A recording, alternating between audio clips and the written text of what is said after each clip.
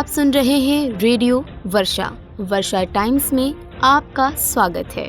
IAS प्रत्यय अमृत बने बिहार के नए मुख्य सचिव, गोपालगंज को गर्व। विधानसभा चुनाव 2025 की तैयारी तेज, गोपालगंज में DM SP ने की समीक्षा बैठक। गोनियार जमीनी विवाद में घायल सुमन तिवारी की पटना PMCH में मौत, गांव में कोहराम। DM पवन कुमार सिन्हा की अध्यक्षता में जिला स्तरीय समन्वय समिति की बैठक, विकास योजनाओं की हुई समीक्षा। SP अवधेश दीक्षित का औचक निरीक्षण, महावीरी जुलूस को लेकर थाना प्रभारियों को दिए सख्त निर्देश।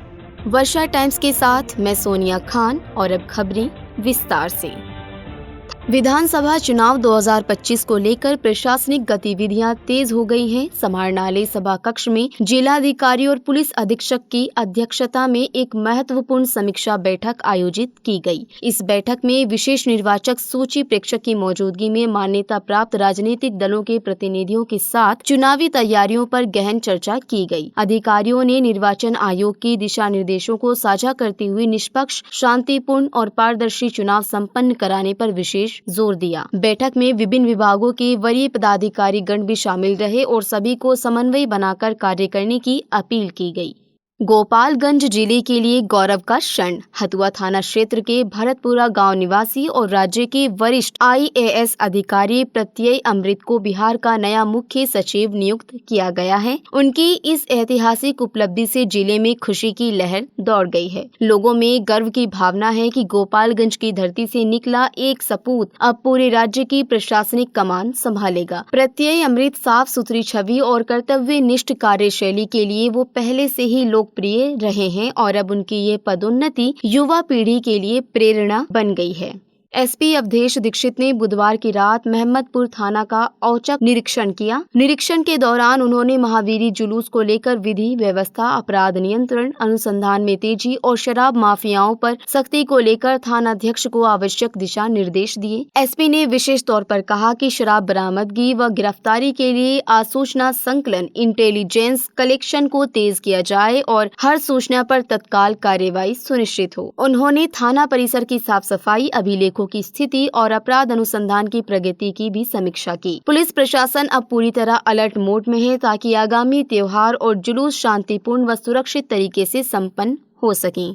समाहरणालय गोपालगंज में DM पवन कुमार सिन्हा की अध्यक्षता में जिला स्तरीय समन्वय समिति की अहम बैठक आयोजित की गई। बैठक में पंचायत सरकार भवनों की गुणवत्ता पर विशेष जोर दिया गया और संबंधित एजेंसियों को अद्यतन रिपोर्ट देने का निर्देश दिया गया। सोलर स्ट्रीट लाइटों की खराबी पर DM ने नाराजगी जताई और दोषी एजेंसियों की पहचान कर सुधारात्मक कार्रवाई करने की मांग की। प्रधानमंत्री मातृत्व वंदन योजना में प्रगति को असंतोषजनक बताया गया और कम से कम 40% लक्ष्य हासिल करने का आदेश दिया गया। मनरेगा के तहत बन रहे आंगनबाड़ी केंद्रों में 406 लंबित योजनाओं की सूची तलब की गई। शौचालय निर्माण रिपोर्ट में आई गड़बड़ियों पर सुधार का निर्देश दिया गया। पशुओं के टीकाकरण और बाढ़ से निपटने की तैयारियों की समीक्षा में बताया गया कि सभी प्रखंडों में चलंत पशु चिकित्सा वाहन सक्रिय हैं। साथ ही नलकूपों और नहरों की सफाई व मरम्मत के लिए सिंचाई विभाग को जरूरी निर्देश दिए गए।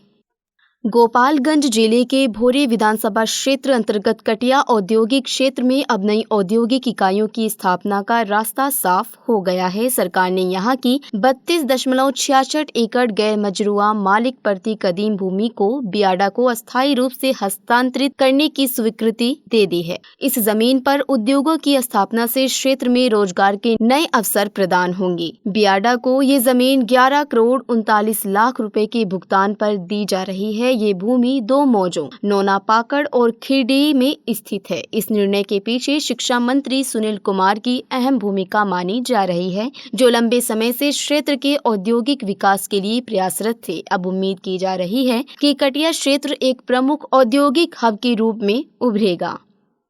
स्वच्छता के क्षेत्र में पूरे देश में पहचान बना चुका गोपालगंज प्रखंड का बसडीला पंचायत आज बरसात में नरकी हालत से जूझ रहा है। जिस पंचायत को प्रधानमंत्री नरेंद्र मोदी ने गुजरात में खुद सम्मानित किया था, आज वही गांव जल जमाव, गंदगी और कचरे से घिरा हुआ है। जब देश भर से सिर्फ 2 पंचायतों को प्रधानमंत्री के हाथों सम्मान मिला था, तो उनमें एक मध्य प्रदेश का चंदौली और दूसरा बिहार का बसडीला पंचायत था। तब ये पूरे बिहार में चर्चा का विषय बना था, लेकिन अफसोस आज इस पंचायत में बारिश के हल्के फुहार में ही बाढ़ जैसी स्थिति बन जाती है। नालियों का पानी सड़कों पर भर जाता है और गांव की गलियां कीचड़ में तब्दील हो जाती हैं। कचरा उठाने की व्यवस्था ठप है, जगह जगह कूड़े के ढेर लगे हैं। बाजार के आसपास न शौचालय है न मूत्रालय। खुले में गंदगी का आलम और मांस मछली की दुकानों से बदबू की समस्या और भी भयावह हो गई है। गांव के बीच स्थित बड़ा तालाब भी बदहाली का शिकार है। उसमें शौचालय और नालियों का पानी गिरता है और उसी तालाब में छठ पर्व पर महिलाएं पूजा करती हैं। मुखिया आरती देवी बताती हैं कि जल निकासी की कोई अस्थायी व्यवस्था नहीं है। प्रशासन को कई बार लिखित सूचना दी गई है। तालाब के जीर्णोद्धार और जल जमाव की समस्या पर काम करने की योजना तो बनी है, लेकिन फिलहाल गांव के लोग कीचड़ और बीमारियों से जूझ रहे हैं।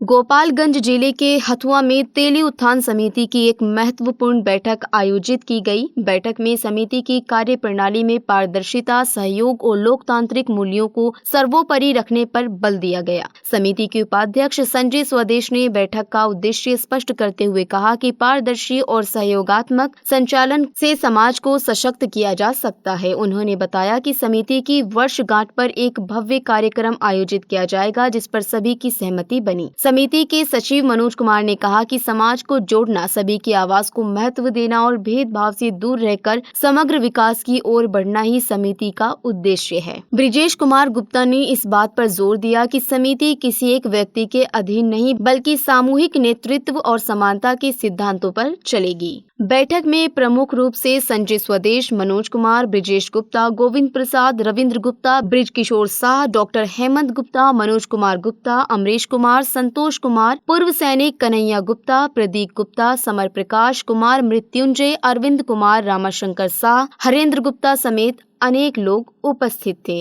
इस बैठक में समाज के उत्थान के लिए दीर्घकालिक योजनाओं पर विचार किया गया और हर वर्ग की भागीदारी सुनिश्चित करने का संकल्प लिया गया।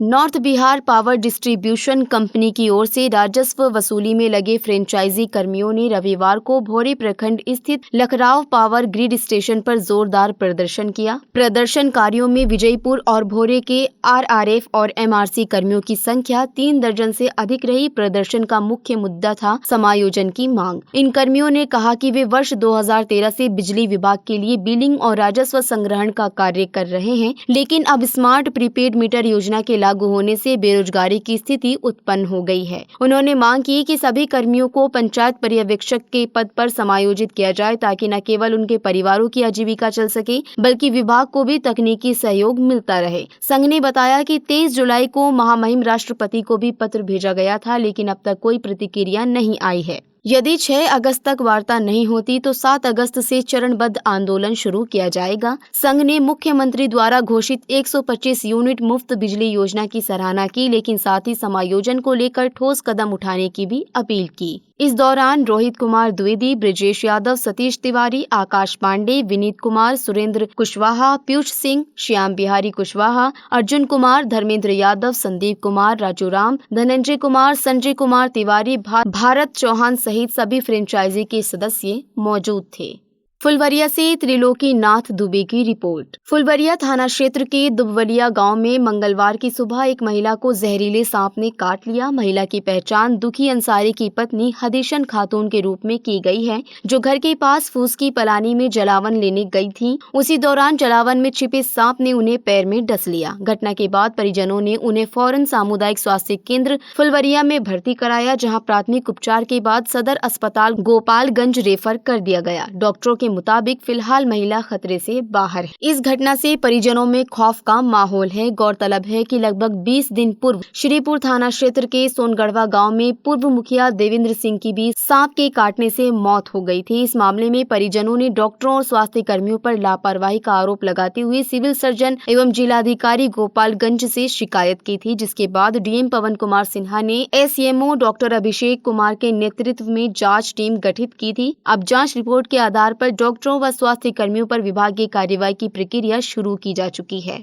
फुलबरिया से त्रिलोकीनाथ दुबे की रिपोर्ट। फुलबरिया थाना क्षेत्र के माणीपुर गांव के पास मंगलवार को एक निजी स्कूल बस पर शरारती तत्वों ने हमला कर दिया, जिससे बस क्षतिग्रस्त हो गई और चालक वीरेश पांडे घायल हो गया। सूचना मिलने पर पुलिस मौके पर पहुंची, बस को थाने लाया गया और घायल चालक को इलाज के बाद छुट्टी दे दी गई। पुलिस ने एक विधि विरुद्ध छात्र को हिरासत में लिया है, जो उसी स्कूल का छात्र है। छात्र की जेब से एक चाकू भी बरामद किया गया। छात्र ने कबूल किया कि शिक्षक द्वारा बाइक चलाने पर रोक लगाने से नाराज होकर वो अपने 3 साथियों के साथ मिलकर पीटी शिक्षक की हत्या की योजना बना रहा था। इसी दौरान बस पर हमला किया गया। थानाध्यक्ष जय हिंद यादव ने बताया कि पूछताछ जारी है और स्कूल प्रशासन को सूचित कर दिया गया है।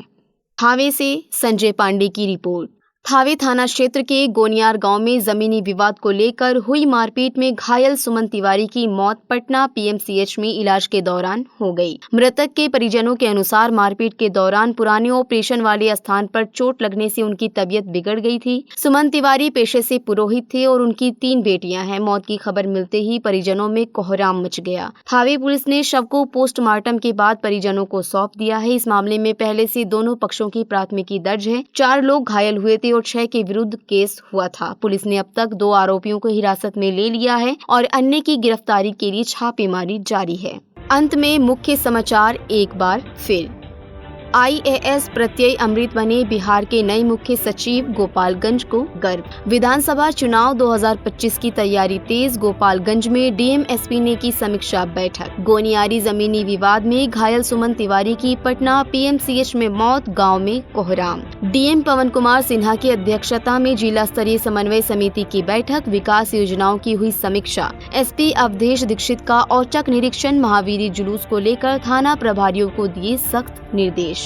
वर्षा टाइम्स का अंक अब यहीं समाप्त होता है। नमस्कार।